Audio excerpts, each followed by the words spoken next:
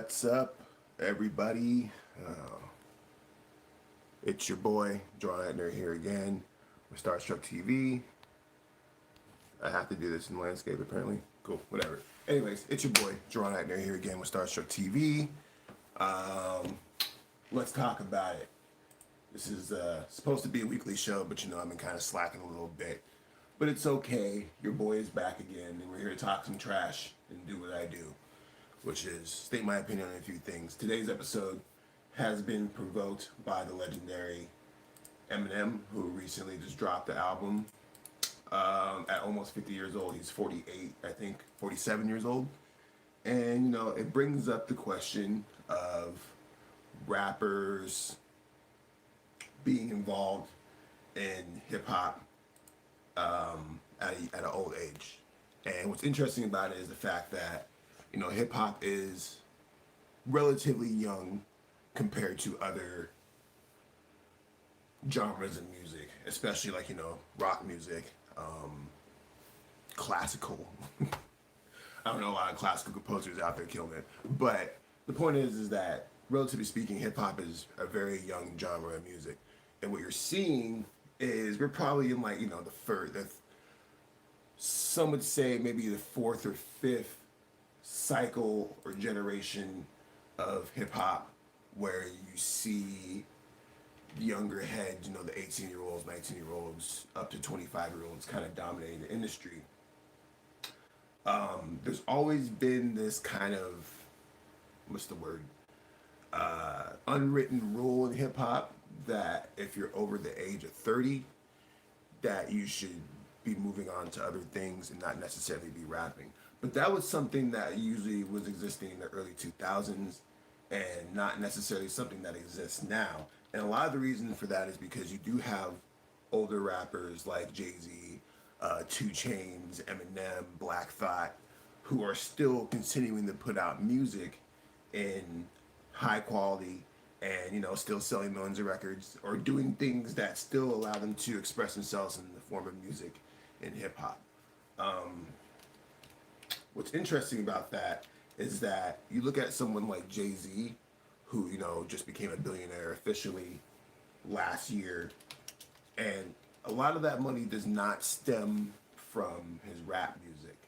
A lot of that money stems from business ventures, launching things like Tidal, investing in things like alcohol brands and et cetera, so forth. So with that in mind, it's the big question that I have with Eminem, and was something that I found interesting because I was having this conversation on Facebook the other day, is that, Eminem doesn't really own his masters. He should, but as far as I know, he is basically, still resigned to the typical label structure of being an artist signed to a major label. He has deadlines. He has to put out albums at a certain amount of time. He can't just simply retire. Kanye West is another artist who is similar in the sense that he is trying very hard to get back his publishing and his distribution rights to be able to basically be released out of a contract that states that he has to keep making music until he is no longer able to. The thing about that is interesting is that someone like Jay-Z owns his masters, owns the rights to all of his music, and is able to do what he pleases with it, where if it's he's putting it out on Tidal, or if he's releasing it on Spotify in bulk capacity for his birthday, he has way more control over his music than most artists do in the industry. And I think that most artists in the industry need to strive to try to achieve a point of control. Not to say that Eminem doesn't have a lot of control in the industry. I mean, he is top tier, but in the same fashion, he hasn't really evolved past just being a good rapper. There's been glimpses of it because he has produced a couple of films. He did Southpaw, he did 8 Mile.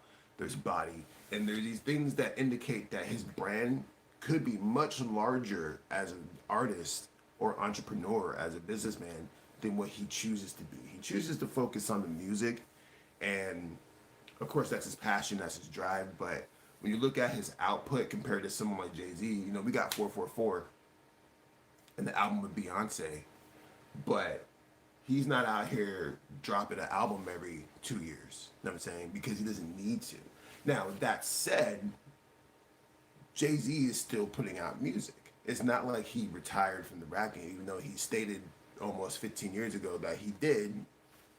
He has come back time and time again.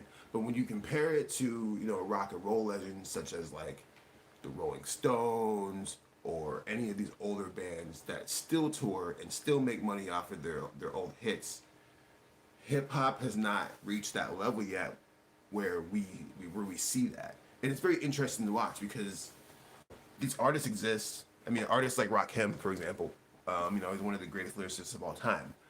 But the thing with Rakim that's interesting is the fact that, he's on a book tour right now.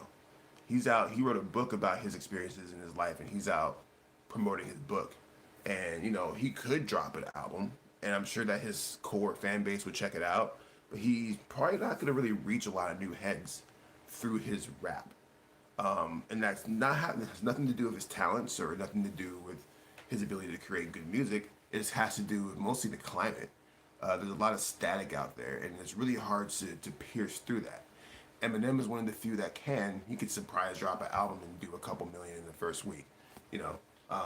Jay-Z is a similar artist, but as you get older, you begin to realize that you have to find ways to branch out. One of my favorite rappers of all time, Black Thought, his face is on TV every single night by being a part of Jimmy Fallon's band. He's able to express himself in the way he chooses to. He plays with his friends. He's probably being paid very well. He's on TV and he's happy, but he can still hop onto someone's album and body it. What's fascinating about that is that, besides the fact that Black Thought did put out one of the best projects, he dropped two projects when he came out. What's interesting about that is that those are two of the best projects that came out that year. And this is in a year packed full of music. But he still didn't sell crazy numbers. This is one of the greatest rappers of all time, in my opinion, bar for bar.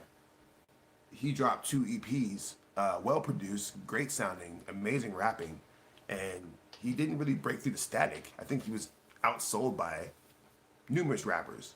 And as I said before, that has nothing to do with his talent or his ability to create. More so that when you're at this age where you're almost, you're a celebrity and you're universal and you're really trying to make an impact that goes beyond just your music and you have the ability to do so, it's all about knowing when to switch lanes. I mean, if Black Thought were to write a book right now, I would guarantee to buy it and read it. Probably more so than go buy his album. Especially when you think about the streaming era and how all that works with numbers and like 1,500 streams equals the album download. It gets really, really daunting for an artist, especially an older artist, expecting to drop and expect that their fan base, which most of their fan base doesn't necessarily subscribe to the newer technology of like, streaming Spotify and all that stuff, even though that's the norm now. If you're 50 years old and your fan base is 50 years old, are you expecting your 50-year-old fan base to go and stream your album on Spotify? It's possible. I'm not knocking. This is not a post about ageism. Well, I guess it kind of is. But at the same time, you have to think about how does your fan base and how does your audience as an older person, how do you cater to them? You know what I'm saying? You look at Eminem's numbers and the record sales that he's doing, most of those record sales, while he does do a lot of streams, are actually from pure record sales. Meaning that people are going to iTunes and they're downloading his music directly, or they're going to the store and they're purchasing his CD. And a lot of that has to do with the age range of the people who mess up his music. The 19-year-old, I guarantee you, like my nephews and who are younger, they probably did not touch that Eminem album at all. Most of these younger kids probably did not touch that Eminem album at all. They might have checked it out for the Juice WRLD song, but they weren't over here dissecting his bars because we're the younger generation that listens to Post Malone and Billie Eilish. Like that's where we're at right now. This is not about like being able to. But when you're an older artist, it's not necessarily about catering to that crowd. It's about more so evolving with the crowd that you're with. And I think that's one of the big problems that Eminem has, is that he keeps trying to cater to a crowd that at the end of the day does not mess with him. But he'll still do his numbers because he already has proven himself to a fan base that worships him and will go to the store and buy his album and download it and give him those direct numbers that keeps him in the game. But if he decided to evolve more, and like you look at artists like, Ti, for example, who started off basically as a pure rapper, but now is like hosting shows and really branching out into a political aspect, and that's the natural evolution. Now, with that said, Eminem is actually one of the most progressive rappers in the game when it comes to his ability to be vocal about certain things. You look at his new single "Darkness." He's speaking on mass shootings. He has spoken more on political issues than most rappers in the game. Now, I'm not saying that Eminem should go political. But what's interesting is that you look at an artist like Jay-Z, he's already going in that route. You look at all the moves that Jay-Z has made over the last couple of years, it's very clear that he is diving into a more social and political world, and his music reflects that as well. Like you look at 444, he's trying to give you game on how to invest money, taking care of your family, things like that, things that we value and cherish as people in order to, grow the people who listen to his music, the people who are growing with him. He's catering to an audience that has grown with him throughout his career. Now, that doesn't mean that he's not going to hop on a song in the future, because he does that. And he's able to, hold his own and get that audience. But most of these kids don't care about Jay-Z. And I think about, rock songs, and I think about rock and roll. And, once again, I brought up the Rolling Stones, for example, who go on tour. But I will never go see a Rolling Stones concert, fam, ever. Ever, ever, ever. It has nothing to do with... I like rock music, you know what I'm saying? Like, I mess with rock music heavy, and I like actually some of their music. But if they were to come here, like, I have no desire... If they drop a new album right now, I'm not going to stop what I'm doing and go listen to the new Rolling Stones album. Why? Because they're just outside my age demographic. Now, if Linkin Park were to drop a new album, you know what I'm saying, that featured some brand new music from Chester Bennington, then sure, I'd be all over that, because that's my age range. But I don't even know who the new hot rock band is out right now in the streets. I don't know. Maybe someone will tell me in the comments later. But whoever the new rock band is out in the streets, like if they were to drop an album right now, I probably wouldn't check it out, because it's just not, it doesn't cater to me. And so once artists begin to understand that, I think you begin to reach a level of happiness and understanding that you have to be able to evolve with your fans. And when I look at when I listen to Eminem's new album, which, by the way, a full review is coming soon, I think that he tries to find this balance between catering to an audience that's buying the records, you know what I'm saying, these kids that have the streaming sites, and versus the people who have always supported him. Eminem can drop an album right now that's full of fart sounds, and he will probably still go platinum, probably still go number one. Jay-Z, not so much. And the thing about Jay-Z, what's interesting is that if you look at Jay-Z's last few albums, he has had to construct moves and set up these weird deals with brands in order to go platinum out the gate, because otherwise he simply would not do it. And that's indicative of his numbers at 444. If you look at his numbers at 444, yes, he went platinum because he had to deal with Sprint and he put it on your phone. But that album was far from going from platinum based off of just streams. Especially the way that he released it solely on Tidal, it was just not happening. Jay-Z knew this. He knew this on Magna Carta. He knew this on, hell, everything that he's done since Magna Carta. And that's him understanding that, one, his audience that is evolving with him is not an audience that is catering to the technology that's necessary. Like these people in Marcy, and all these hood niggas in Marcy do not necessarily care about streaming, Spotify.